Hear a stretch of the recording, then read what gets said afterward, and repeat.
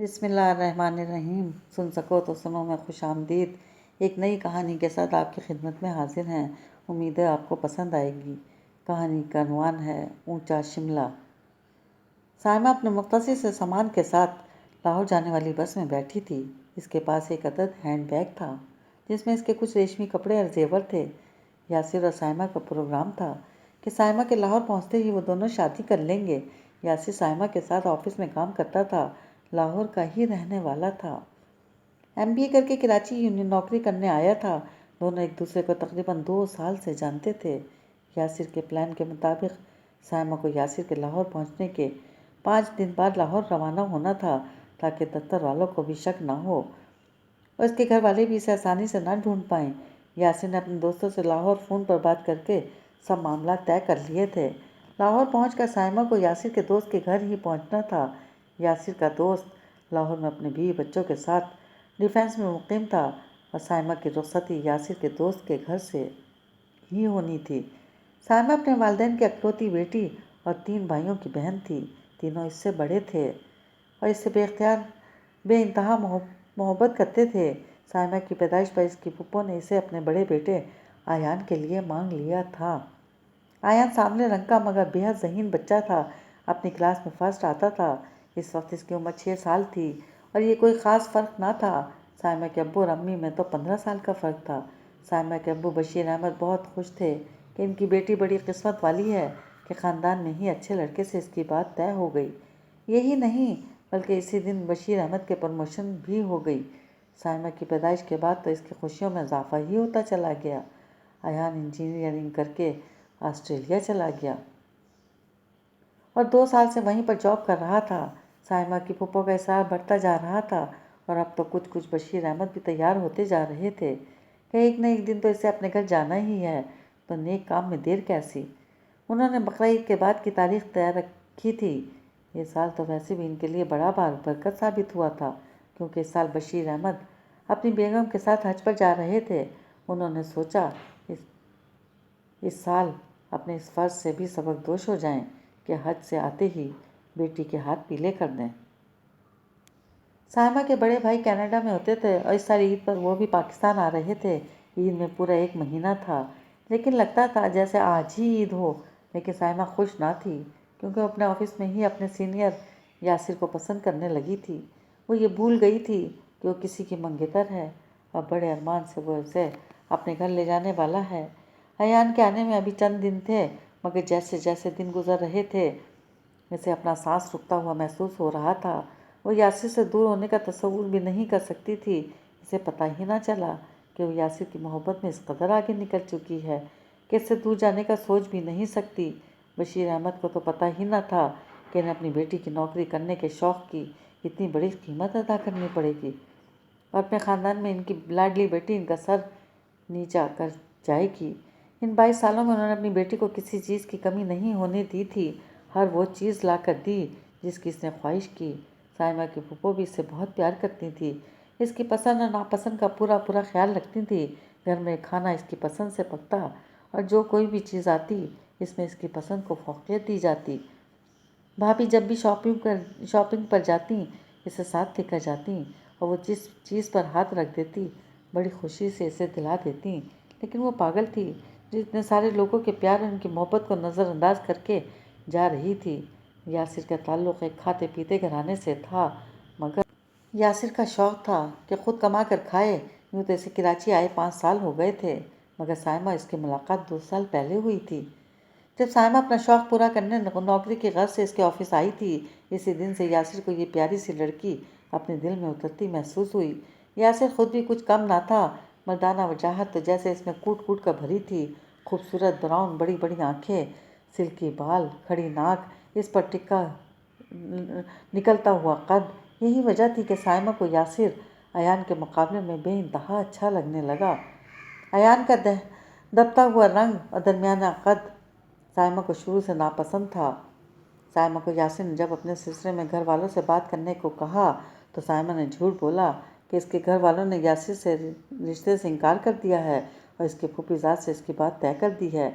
اس نے شروع دن سے یاسر سے یہ بات چھپائی تھی کہ ایان اس کا منگیتر ہے۔ اگر وہ یہ بات یاسر کو بتاتی تو یاسر کبھی بھی اسے پرپوز نہ کرتا۔ ادھر یاسر کے گھر والے اس پر زور دے رہے تھے کہ وہ آ کر جلد شادی کر لے، اس کے بوڑھے ماں باپ اب اور انتظار نہیں کر سکتے۔ لاہور میں یاسر کی اقبال ٹاؤن میں رہائش تھی اور پورے علاقے میں ان کی لال کوٹھی بڑی مشہور تھی۔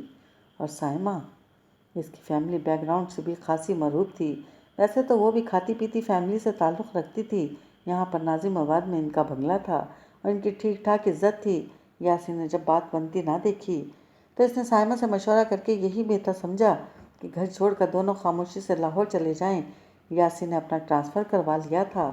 لاہور برانچ میں 6 ماہ پہلے ہی ان کی کمپنی نے لاہور میں اپنی برانچ قائم کی تھی، جس کا یاسر نے پورا فائدہ اٹھایا تھا۔ یاسر کو گئے ہوئے آج پورے 5 دن ہو گئے تھے۔ پلان پورا تیار تھا اور وہ اپنی سوچوں سے باہر نکلی تو بس منزل کی طرف رواں دواں تھی۔ وہ صبح 9 بجے بس میں بیٹھی تھی۔ اس نے اپنا آفس ٹائم کو ترجیح دی تھی تاکہ شام تک اس کو ڈھونڈنے کا امکان نہ پیدا ہو۔ اس نے اپنی دوست صدف کے ساتھ مل کر یہ کام کیا تھا۔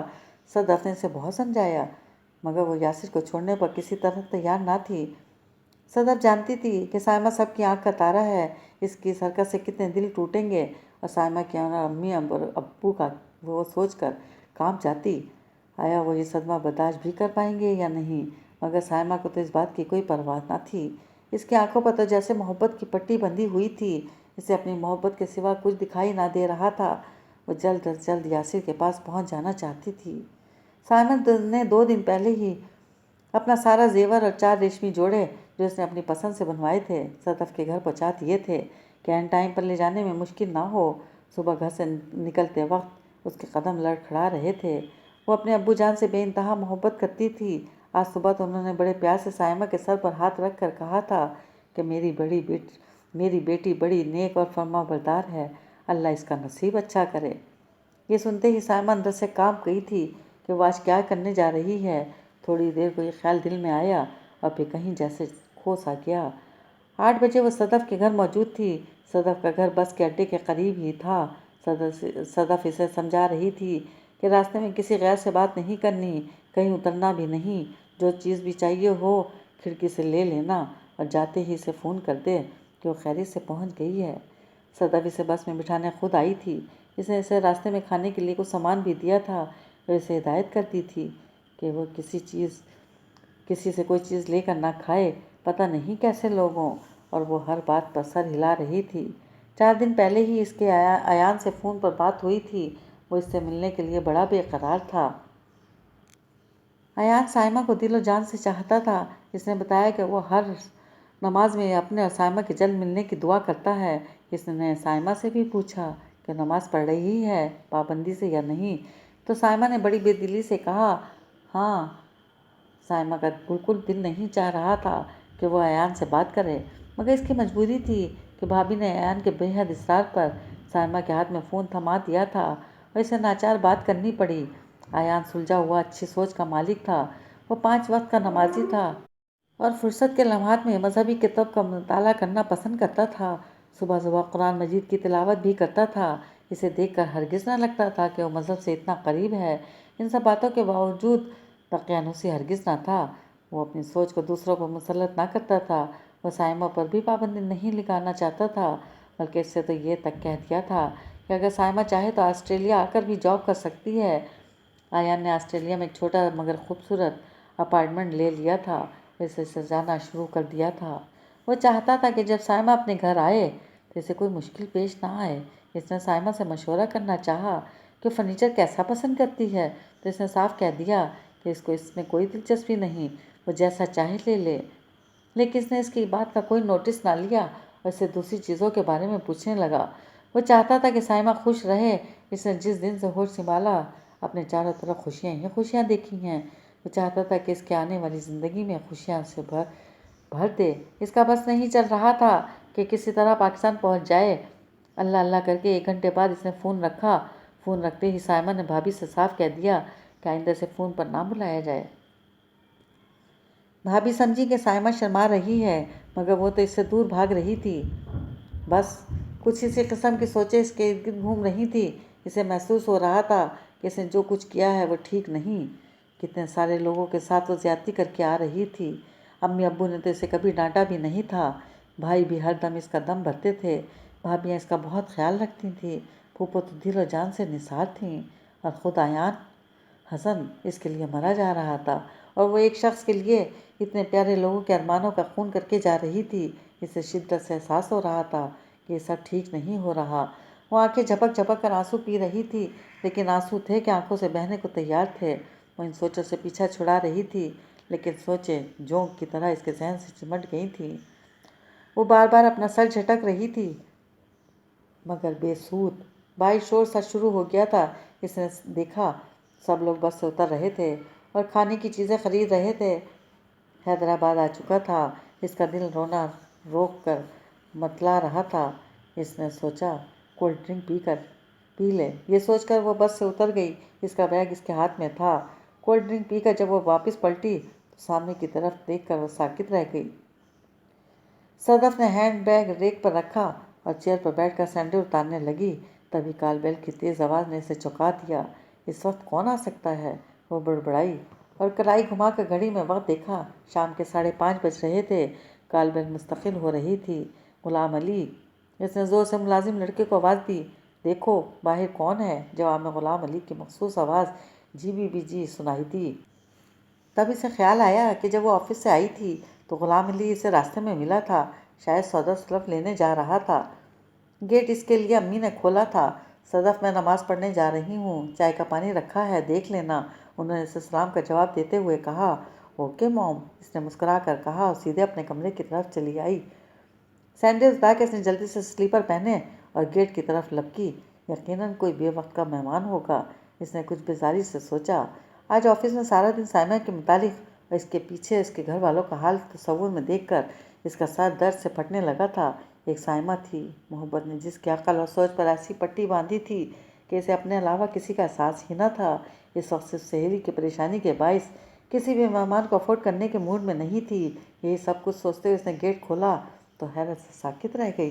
गेट पर सियाह चादर में लिपटी, बैग सामने से टिकाए, वो साइमा ही थी। वही साइमा जिसे अब तक मुल्तान के करीब होना चाहिए था। तुम वापस आ गई। हैरत और खुशी के मिले जुले एहसास ने सदफ का चेहरा सुर्ख कर दिया। हाँ सदफ, मैं वापस आ गई हूँ, साइमा ने अंदर दाखिल होते हुए पुरसकून लहजे में कहा। कैसे? सदफ ने बेकरारी से कहा। मेरे लाख समझाने के बावजूद वो कौन सी चीज़ थी जो तुम्हें वापस ले आई? वो साइमा के साथ साथ चलती अपने कमरे तक पहुंच गई। सदफ, कभी कभी ऐसा भी होता है।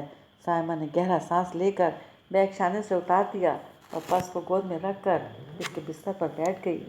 हैदराबाद में बस रुकी और कोल्ड ड्रिंक लेकर मैं दोबारा बस की तरफ जा रही थी कि यकायक वापस कराची आने वाली एक बस पर मेरी नज़र पड़ी और मैं साकित रह गई। सदफ, तुम्हारे लाख समझाने पर भी जो बात मेरे अंदर नहीं उतरी थी, वो एक शेर ने बस में लिखे हुए सिर्फ एक शेर ने मेरी रूह को छू लिया, मेरे रोंगटे खड़े कर दिए। वो शेर था, घर की इज्जत तो बेटियों से है, ऊंचा शिमला है बेटी बाप का। सदफ ने आगे बढ़कर इसे सीने से लगा लिया। साइमा, बात मेरी हो या किसी और की, तुम्हारे अंदर तो उतर गई। सदफ ने सिर अलहदा करते हुए कहा। तुम्हारी ज़िंदगी बच गई, तुम्हारी और तुम्हारे बाप की इज्जत बच गई। ठीक कहती हो सदफ। फिर घड़ी देखते हुए उठकर खड़ी हो गई। मेरा ऑफिस से वापसी का टाइम हो गया है, इसने मुस्कुराते हुए कहा, और ये बैग तुम्हें लेकर आना है क्योंकि ज्वेलर और टेलर ने ज्वेलरी और कपड़े तुम ही लेकर आई थी। ओके फ्रेंड, सदफ ने खुश दिली से कहा और साइमा मुस्कुराती हुई इसे खुदा हाफिज़ कहकर अपने घर वापस लौट गई।